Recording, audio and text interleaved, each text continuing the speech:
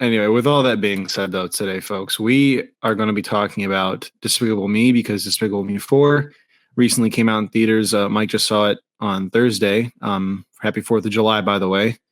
Um, and what more American how much more American can we get, talking about our old reliable Despicable Me? And I do want to mention, too, really quick, you mentioned the 4th of July.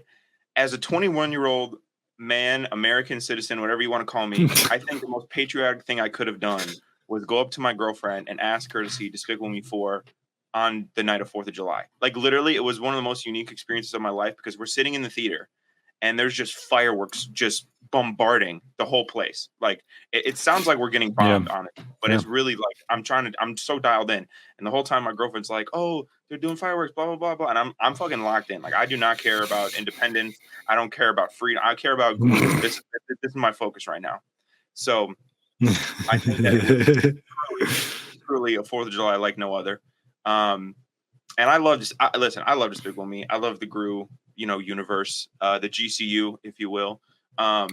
But I think personally but I love Despicable Me. I love Gru. And again, I'm a 21-year-old man talking about Minions on a Zoom call. Also, it's worth mentioning that me and my mom went at like, I don't know, like 9 o'clock. We went out to go look at the fireworks and watch them in the town that we grew up in.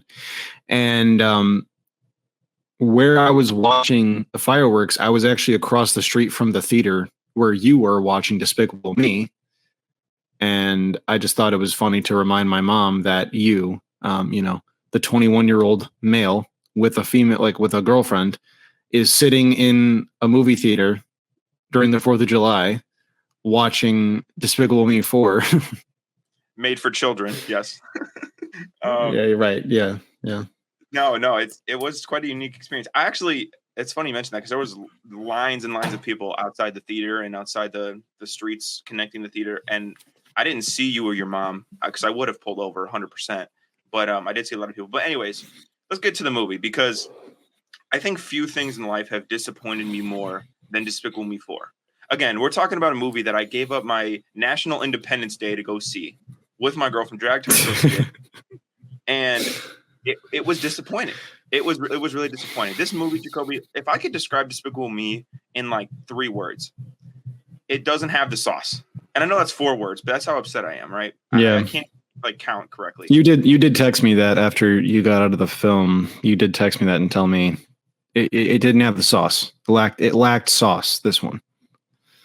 And one thing I'll say is not every Despicable Me movie, or the GCU, if you will, has been good, but they've all kind of had that sauce. They've kind of all had that little thing. It is hard to quantify a sauce, but you know it when you know it, and you know when it's not there. This movie kind of lacked it. I think the reason, if I could best quantify why it lacked this particular sauce, is very forgettable villain. Like, bro, he looked like 2017 Cody Co. Like, Maxime was just not up to the par of the standard. He was not up to the par of the standard of the villains, right? And I had that thought, particularly because the last scene in the movie, it's like the end, like, musical number that Gru is, he's an icon, whatever. The last scene is in a jail. He's doing a musical in the jail cell where they put the villain at, and you see all the other villains from the Despicable Me universe. You see like fucking Bulbasaur Brat, and you see the Nacho Libre big ass Mexican guy, and you see Vector and all them, right? And then I'm thinking, I'm like, dude, these guys are all much cooler. These guys are all so much cooler than Maxime. And Maxime, which I didn't even realize until after the movie, is voiced by Will Ferrell. And like, how could you have a Will Ferrell villain? Oh, and it's bad because he does this like accent. Wow. And I understand that the part of the joke is like the accents are bad on purpose. Like, it's kind of funny. Like, Gru is just like, terrible, but it's good. He did not do it well. Sofia Vergara is the girlfriend's villain. She was just bland, boring. Like, did not like her at all. They effectively like kick him out of the movie for like the whole middle chunk so that Gru could go do a side mission. He out here doing side quests in an hour and a half movie, right? And then the final battle, which they build stuff up and they lead up to it and they have these little plot points going on, and it just fell flat. Like, it really just kind of like didn't it's like a wet pool noodle. Like it didn't do much for me. You know what I'm saying? I don't know. I didn't think the performances were especially great. Again, Will Ferrell, very disappointed. Did not have a great performance. I didn't think. I thought, some of the plot Which is points were crazy so because he just had a cameo in The Boys. that's Yeah, hilarious. yeah. No, I don't know. His villain was just not memorable. The whole plot of the villain is him and Gru grew up together and they went to school together. And he has a grudge against Gru. And I shit you not, Jacoby, because in the ninth grade talent show, Gru stole his song and won the talent show because he sang his song. And then so he just hates Gru from there on out. And then Gru arrests him in the beginning of the movie because he's with the anti-villain league. And all of a sudden, Ramsbottom comes out of retirement. They never explain why Ramsbottom comes out of retirement. And then, so Maxime's in jail. They send Gru and Lucy and all the girls to a safe house in like this white suburb place. And then the whole time, Maxime's like, bro, I'm coming for your ass, right? Pause. You know what I'm saying? Like, let me rewind on that. He's like, hey, Gru, I'm going to get you, right? That's probably a better way to say that. So he breaks out of jail, and the whole movie, they're in like witness protection, basically. Well, then at the end of the movie, Gru puts him back in jail. So how did that solve the fucking problem? He escaped it you know what I'm saying? Like the movie just not making sense. And then again, he was a cockroach. And one of the big moments of the movie was he turned Gru's son into a cockroach. And you're like, oh shit, what the fuck? Like, this is crazy. And then like later, like obviously they win the battle. And then there's a cut scene later in the movie where Dr. Nefario just takes his son out of like this tube and he's a human again. Like, they spent no time on that. Like that was, I don't know. They kind of like dropped the ball with a lot of these big plot points that they had going. And again, I understand this is a movie for 7-year-olds. Okay. I understand. I don't want to seem like I'm a 21-year-old talking about a movie for 7-year-olds and complaining. But at the same time, these other movies have had the sauce. They've had good shit going on. They've had consistent plot points. They've had cool shit going, whatever. I didn't get it with this one. And it makes me feel like it was a cash grab. And it makes me feel like I wasted my 4th of July. So it doesn't make me very happy, Jacoby. Okay. Like it's making me quite upset right now. And I think I'm actually, that is the thing though, about a lot of these, and that I don't know. I felt 3 was not the best. I didn't like 3 that much. And that was the last in the timeline of Despicable Me. I didn't watch Minions Rise of Gru, but you love that one. I'll need to watch it at some point, but but yeah, like, and listen, the argument that people make that, oh, these are kids movies, that's such a bullshit excuse, because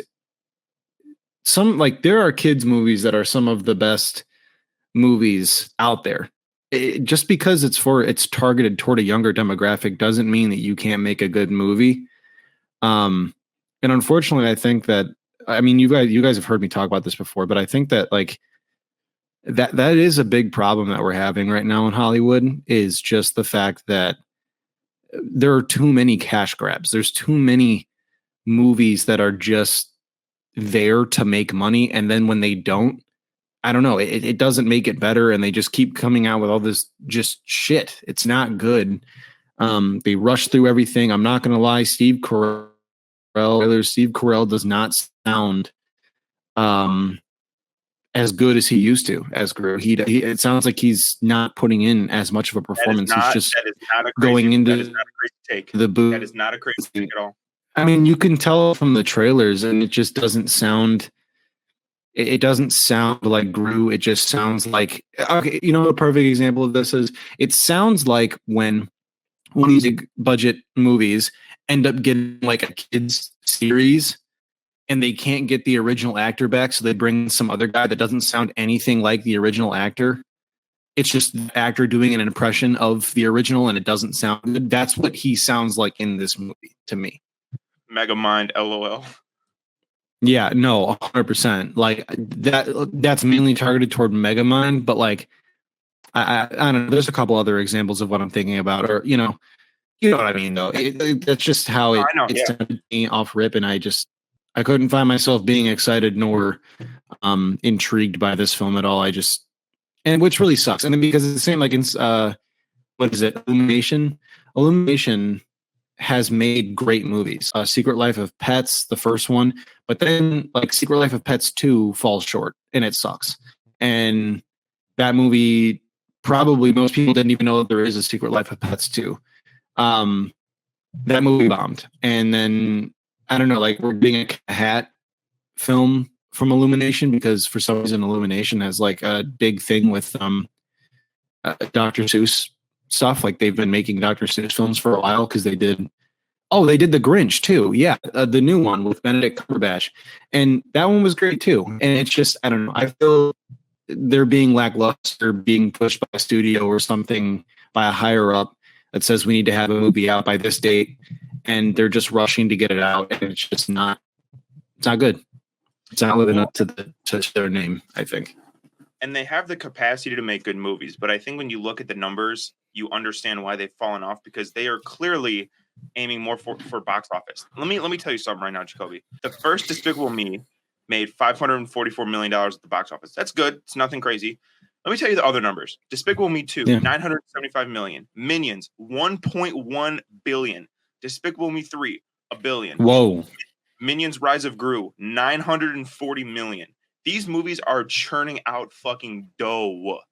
And so why would, or I guess what's the motivation to make good movies when they know they have the fucking golden goose cheat sheet money printer that is the Despicable Me universe? They pop one of these out every couple of years. And again, Minions Rise of Gru I actually liked. So maybe I'm being a little harsh, but Despicable Me was the first time I think I really thought, wow, these movies are kind of cash grabby. Despicable Me 3, I agree with you, wasn't great. Despicable Me 4 was the first one where I'm like, oh, what the fuck? Like, again, and then you look at the numbers and you're like, oh, I see why.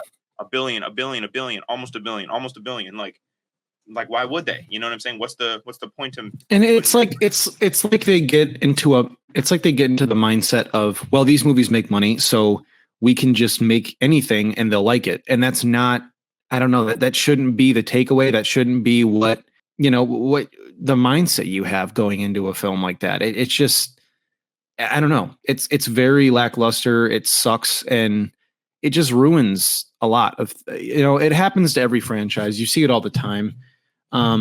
Every single franchise has their black sheep of the family, the one that everyone hates. And studios need to be more aware now because Hollywood is becoming more, well, first of all, me and Wes, I saw Wes this morning and we were talking about this, but Hollywood is moving out of Hollywood. Like LA and California and things like that. Like there's more, I don't know, the whole industry is changing now. And after the strike and everything, and I feel like there is a lot more emphasis on the creative of filmmaking now. And I think that a lot of people need to, especially these higher ups and things like that. It doesn't matter if it's a movie for kids. It doesn't matter if it's a movie for young adults. It doesn't matter if it's a rated R film. Filmmaking is filmmaking. If we're going to make a movie and make it good. Don't just throw together a fucking movie just because the title alone and the IP alone is going to make money.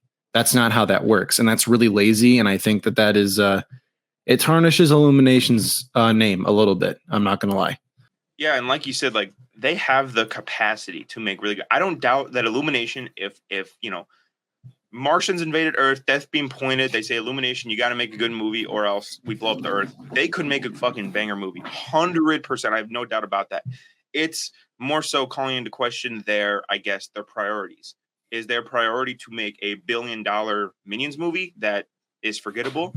That's what it seems like. Or is their priority to make banger ass movies? And again, I think they've just fallen. Now, I could see, I'm sorry to cut you off, but I could see, again, the delay, it's just rough to work with. But I could see that if they were already knee deep in working on Cat in the Hat and they're getting ready to work on that. And then, some higher up comes up and says, hey, we need you to make another Despicable Me movie now because marketing says that Despicable Me 4 is going to pop off right now. And, we don't have time to have you guys sit here and work for, a solid 5 years on Cat in the Hat. We need you to make a movie now. And all of a sudden now they have to scrounge up and round together everybody and get everybody back together and do the whole thing again. out of nowhere, and now it's, that could be a possibility, because that it's happened before. We've seen it time and time again, like I said, with a lot of franchises. But I have no doubt that could be very well could be the reason why. And Cat in the Hat might be a really good movie from Illumination, and might make a lot of money. I know The Grinch wasn't amazing, but it was also released around. It didn't do amazing. It's a great movie, but I know it was also released in like pandemic era, so Yeah, yeah. Again, I hope that that's the case. I don't want to blast the creatives. I don't want to blast the artists, because I think one thing I can say, I don't like the story. I don't like the acting. The animation is really fucking solid. So credit to the artists. They did a great job. It's not easy to animate that, and the minions are obviously so expressive, and they're so rambunctious and so animated just in their, I guess, mannerisms, that it is not an easy task to do that, even if it's just an hour and a half movie. So I want to say great job. But